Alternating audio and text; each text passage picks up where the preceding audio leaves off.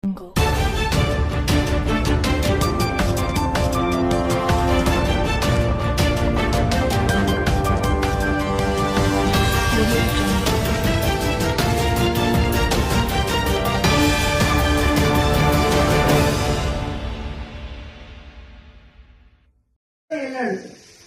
State చేయలేరు, separate అయ్యేయలేరు.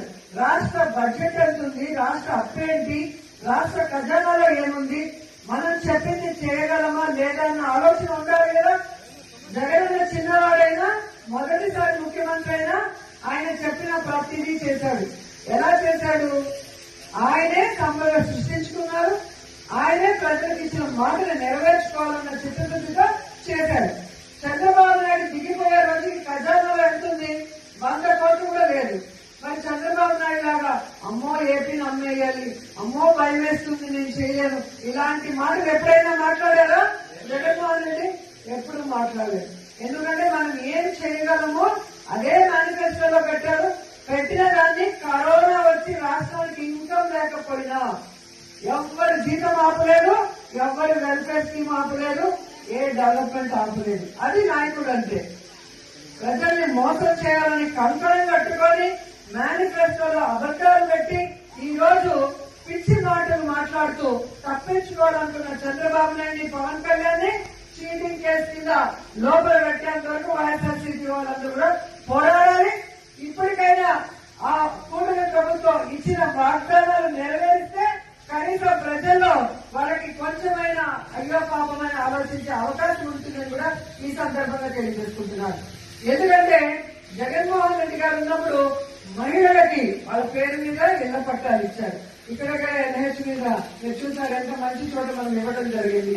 నేను మంత్రి అయిన మొదటి కేబినెట్ లో ఈ నిండులో ఆగిపోయిన ల్యాండ్ అన్ని కూడా ఏ విధంగా జగన్ గారికి చెప్పి కేబినెట్ లో అప్రూవ్ చేసుకుని మనం ఇళ్ల పట్టాలు ఇవ్వడం జరిగింది.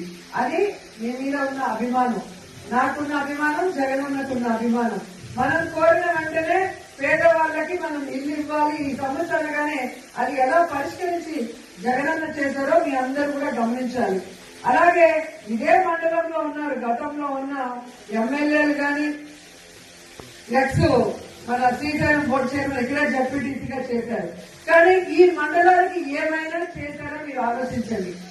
నేను అపోజిషన్ ఎమ్మెల్యేగా ఉన్నప్పుడు, రేవతమ్మ సర్పంచ్ గా ఉన్నప్పుడే ఈ ప్రాంతంలో రోడ్లు వేశాం, బస్ షెల్టర్లు కట్టాం, అలాగే ఆర్ఓ ప్లాంట్లు పెట్టాం. ఆ రోజు ఆమె చెక్ పవర్ కూడా కక్ష సాధింపుగా తెలుగుదేశం పార్టీ వాళ్ళు తీసేసిన పోరాడి తెచ్చుకొని ఈ ప్రాంతం కోసం మనం ఎంత డెవలప్ చేశామో మీ అందరూ కూడా చూశారు. అలాగే ఈ రోజు మన అధికారం వచ్చాక వారింటికి నేను భోజనానికి వెళ్ళినప్పుడు ఆ ప్రాంతంలో ఆ టెంపుల్ ది శిథిలావస్థలో మొత్తం మట్టి దిబ్బగా ఉంటే ఏంటి అని అడిగినప్పుడు ఈ ప్రాంతానికి ఒక ఇంపార్టెన్స్ ఉంది, ఒక వెంకటేశ్వర స్వామి టెంపుల్ ఉండేది, ఆ విగ్రహాలన్నీ ఇప్పుడు చెన్నైలో మ్యూజియం లో ఉన్నాయి, ఇక్కడ టెంపుల్ ఉంటే ఊరు బాగుంటుంది, రోజు నిత్యం దీపం వెలిగించే ఒక టెంపుల్ ఉండాలి అని చెప్పి కోరినప్పుడు మనం ఏ విధంగా టీటీడీలో మరి అప్పుడున్న సుబ్బారెడ్డి గారిని కానీ ఆ తర్వాత కరుణాకర్ రెడ్డి గారిని కానీ మాట్లాడి ఫండ్స్ తీసుకొచ్చి ఆ టెంపుల్ ని కట్టించాము మనం చూసాం. అలాగే మీరు చూసే బుద్ధాగ్రహారంలో నింద్ర, విజయపురం, నగరి రూరల్ కి కలిపి కళ్యాణ మండపాన్ని ఎక్కడో పిచ్చాటూరు లేదా చెన్నై లేదా దూరంగా వెళ్తుంటే మన వాళ్ళకి ఎందుకు ఒక టీటీడీ కళ్యాణ మండపం ఉండకూడదని టీటీడీలో మాట్లాడి నేను చేయగలిగాను.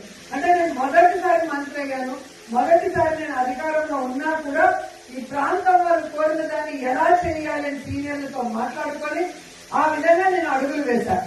మరి ఇక్కడ సీనియర్ మోస్ట్ ఉన్నామని చెప్పుకుంటున్నారు కదా, ఈ రోజు నా గురించి తిరుపతి ప్రెస్ క్లబ్ లో మీరు మాట్లాడుతున్నారు కదా, వాళ్ళని నేను ప్రశ్నిస్తున్నాను, ఎందుకు మీరు నేను రాకముందు చేసుకోలేకపోయాను? ఈ రోజు నేను చేసిన ఏమీ చేయలేదని ఎలా పచ్చ